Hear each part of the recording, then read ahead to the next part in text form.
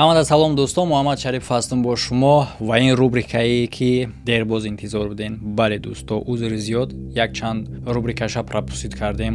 Криминальни расследованияҳо.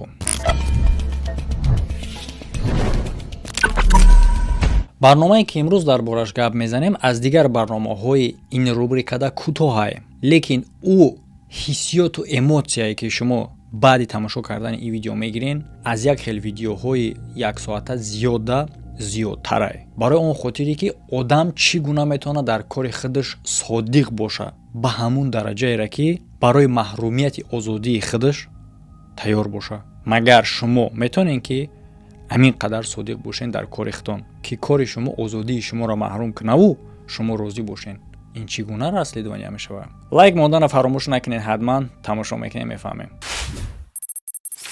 ва пеш аз оғози барнома дӯсто, рақамҳое ки дар рӯи экранатон мебинед, ин ширкати путешествияникае. метавонед билетҳои ҳавопаймо дастрас кунед ба тамоми ҷаҳон бо нархи дастрас. хубии ширкат дар оне аст ки мардуме ки дар тоҷикистон қарор доранд ҳамчун метавонанд раванд аз пеш, яъне ки офис дар тоҷикистон доранд. ба тамоми ҷаҳон касе ки дар дигар канору гӯшаи ҷаҳон ки боша, метавонед шумо бо рақамҳои дар болои экран буда тамос кунед, билетҳои ҳавопаймо дастрас кунед ба нархи дастрас. путешественник муроҷиат кунед. ва бале бародаро, чӣ гунае ки мебинед, аз ин сипас рақамҳо каме гуногун мебарояд, яъне ки дар байни рақамҳо ҳарф ҳастай. осонай бародаро, ягон душворият надора. ҳарфора игнорировать кунед, ҳарфора нигоҳ накунед, фақат рақамоша чинед. муфаттиш Роберт Редлю яке аз муфаттишҳои маъруфи асри 19 ба ҳисоб мерафт. дар давоми кории худаш бисёр ҷиноятҳои пурпечидара ошкор кардагӣ буд. барои мисол, ошкор кардагӣ буд ҷинояти як сектаи фанатоеро ки мехостанд ҳукумати фаронсаро барҳам тиҳанд. лекин ҳодисае ки имрӯз дар бораш гап мезанем дар бораи ин ҷиноят нест, дар бораи ҷинояти дигари ӯ ҳастае ки хеле ҳам оддӣ ба назар мерасад, лекин хеле ҳам душворае, маҳз барои худи ин муфаттиш. ҳамин қадар душворе ки аз ӯ ҳаёташ вобастагӣ дошт. роберт Редлю хеле ҳам муфаттиши меҳнатдӯстдор буд. дар синни 35-солагиш яке аз муфаттишони муваффақ дар Европа дар ҳамун замони хичон ҳисобида мешид. барои тасаввур кардан ҳамин қадар меҳнатдӯстдор буд ки ҳатто вақти хобии худша барои кор сарф мекард ва бисёр вақтҳо давоми 24 соат ӯ бедор буд.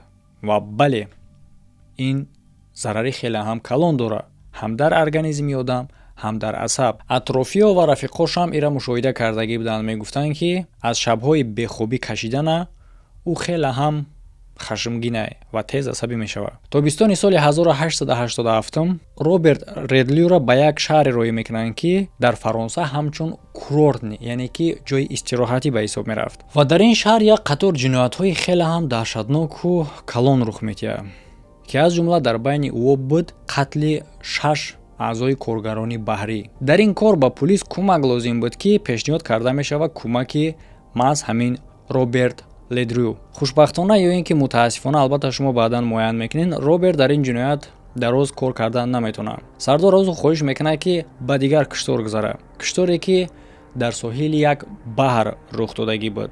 аз ҷое ки дар уҷа муваққатан истиқомат мекард Роберт 3 километр дурае. ва ман фикр мекунам ки бештар ба ҳамин хотир кора ба ӯ месупоранд, чунки дар наздикиш буд. албатта чӣ гуна ки шумо медонед, Роберт хеле ҳам меҳнатдӯстдор буд ва ин гуна одам наметавонад ки кора тамом накарда партояд. лекин ишам фаҳмидан дар кор буд ки агар ки сардор ба ӯ супориш додае ки дигар кушторда бигзара, мумкин ки и муҳимтар аз кори пешина бошад. шахсере ки ба қатл расонидагиянд ном дошт Андре Мане. ин марда шаб дар лаби баҳр ба қатл мерасонанд. шаҳре ки ин ҷиноят рух метиҳад дар он вақтҳо яке аз шаҳрҳои ба ҳисоб мерафт ки бештар туристҳо буданд ва ҳукумат намехоҳад ки шаҳре ки туристҳо истифода мекунанд номаш бад шавад. аз ҳамин сабаб ҳастае ки Роберта аз сари дигар дела мегиранд, дар иҷа мемонанд, чунки тез бояд ҳал шавад. лекин ҳатто барои чунин мутахассиси таҷрибадор ба мисли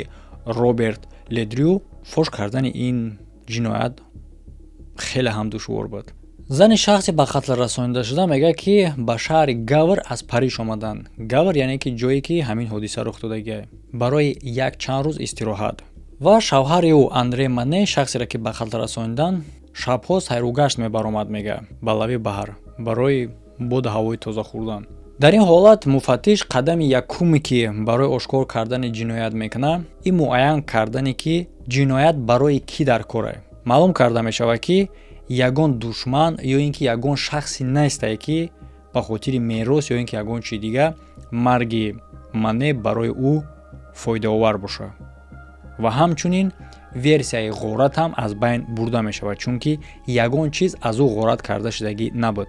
ва ҳамчунин дар бадани ин мард ягон захмҳои муҳофизатшаванда набуд, яъне ки ҳамчун ба назар мерасид ки қатли тасодуфӣ аст. бале дӯсто, мумкин парадокс бараса, лекин қатли тасодуфиро ошкор кардан душвор аст аз қатли ки барномарезӣ карда шудагӣ аст. чунки вақте ки нақша кашиданда мувофиқи нақша муфаттиш фикр мекунад ва сабабу мақсадаш муайян мешавад, яъне ки дар ҳоле ки агар нақша кашидагӣ бошад, пас сабабу мақсад муайян аст. бале, фикр мекунӣ ки нақша шава душвор мешавад, лекин ҳамин ҷай парадокс. қатле ки тасодуф боша, мисол қадирада як кас гузашта истаем хеле просто як кас дигара мепарона меравад, ира хеле ҳам душвор аст ёфтан. барои чӣ? чунки цепочка нест. одами қатлшуда ба қатлкунанда алоқамандӣ надорад. дар ин ҳолат чунин ҳаст ё ин ки нест, мо ҳоло намедонем, лекин ҳамин гуна ба назар мерасид ки гӯё ё одам ҳам то омадай ё одами дигара дар лаби баҳр парондай рафтай. пулис ягон гумонбар надошт. дар ин ҳолат чӣ кор мекунӣ? кор кардан дар кора бо далелҳои дарёфт карда шуда. мутаассифона далелҳо ҳамон қадар зиёд набуданд. яке аз чунин далелҳо тире ки аз бадани ҷасад дарёфт карда мешавад. ин гуна тирҳоро истифода мебурданд дар тапончаи олмонӣ люгер. ҳоло шумо фикр мекунед ки хоб тир муайян шуд, тапонча муайян шуд, муайян кардан дар кора ки кӣ чунин тапонча истифода мебарад. бале, ҳамин хел фикр мекарден. лекин гап дар ин ҷае ки дар ӯ вақт ин тапонча аз ҳама тапончаҳои машҳур буд. ҳар як одаме ки имконияти дар даст тапонча дошт, аз ҳарбию мақомот то бандитора, ҳама чунин тапонча доштанд. далели дигар ин изи по дар қум буд, изи пои қотил. ҷолибиш оне ҳастае ки қотил назки қатъи омадагӣ аст. барои дигар коргарони пулис ин изи поам ба мисли тири тапонча ҳеҷ маъное надоштанд, лекин барои Роберт Ледрю ин изи по тамоми ҷиноятро ошкор кардагӣ аст. муфаттиш изи поро аз наздик хуб меомӯзад ва дар як ҳолат афти руш аз одаме ки фикронӣ буд мубаддал мегардад ба одаме ки метарса ва ягон сухан ногуфта ҷои ҳодисаро тарк мекунад.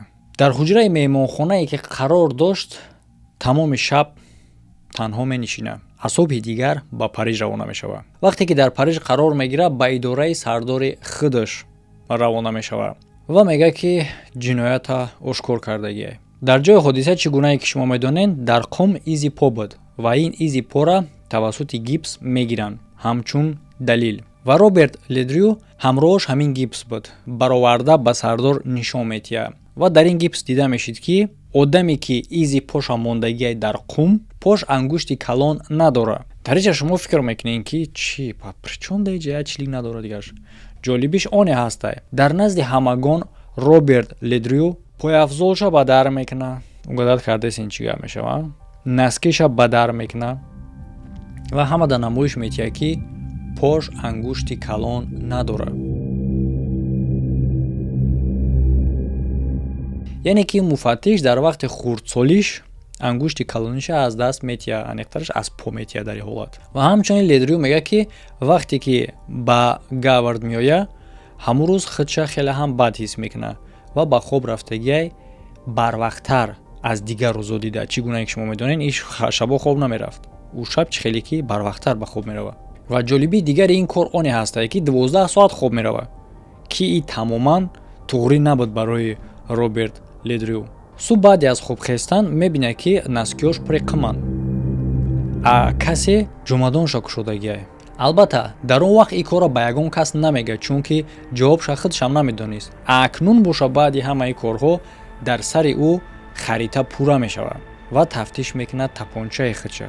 ва бале, чӣ гунае ки аллакай ӯ тахмин кардагӣ буд, як тир дар тапончааш намерасид. албатта сардор ба версияи Ледрю бовар намекунад ва ҷиддӣ қабул намекунад, лекин ӯ маҷбур мекунад ки эксперимент бигзаронанд. яъне ки фаҳмидаистан шумо ман чӣ гуфтаистам дӯсто? Роберт Ледрю ҳаракат кардаистай доказат кунад ки қотил ҳамияй.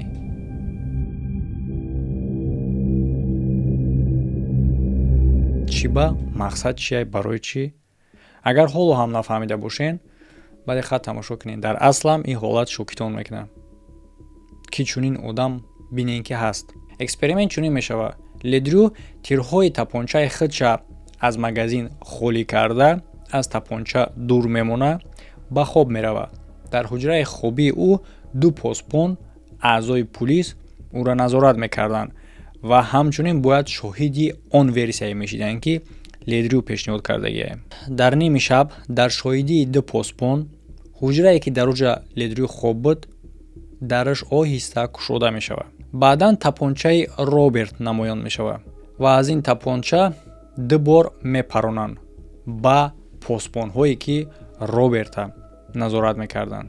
албатта дар ин ҳолат шумо медонед ки аз тапонча тирҳо холӣ кардагӣ буд, тапонча бетир буд. бале, ҳамту ду бор хластой мепарона Роберт худаш ба посбонҳо. барои чӣ бигӯен агар ҳоло шумо? ман фикр мекунам барои чӣ намегӯен, чунки аллакай шумо бояд фаҳмидагӣ бошен. агар касе нафаҳмида боша, лунатизм мегӯянд. медонед на? одамое ҳастанд ки дар шаб аз хобшон мехезанд. баъзе одам мехеза ягон кор анҷом метиҳа.